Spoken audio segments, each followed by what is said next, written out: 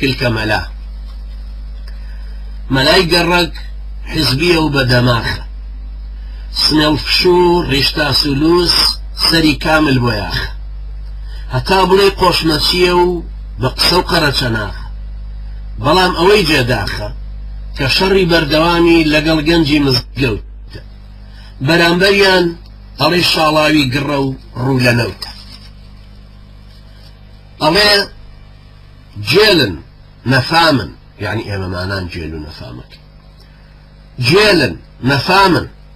خەباتی کوردایەتی لائیکیزم پەرلەمان و هاوکاری ئەمریکایی سوودی خانوو بۆ سوکنا شەرابێ بۆ سوکنایی هەمووی لایەن حرامە پێیان وایە ئەی ڕەقیب ئەو سرودە پیرۆزە دژی ئاینی خوایە ئەم مەلایە وەک کادری کوردایەتی پێی وایە ئەمانە خۆیان هەرزەبیرین تیرۆریستن دەستورە لێ تەکفیرین جێل و هێڕ و نەفامن لە سیاسەت دەزانن وەچی تریش دوژمنێکی ناواخنی ئیسلامن ڕۆژی هەینی یەکەم وتار زانین و دید و زەینی بەدەنگەوە خستەکان بەشان و باهوی سەرۆکە هاتە خوار ئەوی وتاری دوای تەعینی تەوەری جەنجەڕی بوو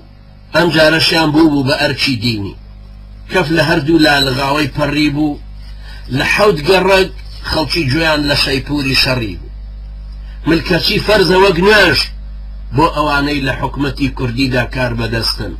فەرمانیان وا وەرگرن عیبادەتە و خوای خۆتانە پەرستن هیچ گوێ نەدەن بەو هەرزانەی نەفام بێهۆش و هەستن بۆ خەڵکینە لەوەی فەرمانی خوددان دیارە دین و سیاست زۆر لێک جودان مادام شرکیش نەماوە واتای جیهاد و کوفر و کافر بێمەبەست هیدی شەڕە تیرۆرە مەلاش دەبێ بە جۆرێ خۆ هەڕاڵکە بۆ سمکۆڵی خۆناڵکە بۆ ئالیک و ئاخوڕێ وا تێخوڕێ لەگەڵ ئیتیحاد العولەما و ئەوقافە ئەبێ بسازێ بە کوفری کوردایەتیشی بنازێ تا بە هەموو ئاوازێ جیهاد زیندە بە چاڵکە سوختە و فەقێ لە لای حکومەتی هەرێم چاوشۆڕە فێرە سواڵکە بۆ دۆلاری سوحتیشی خوێنی خواناسانی مەحروم حەڵالکە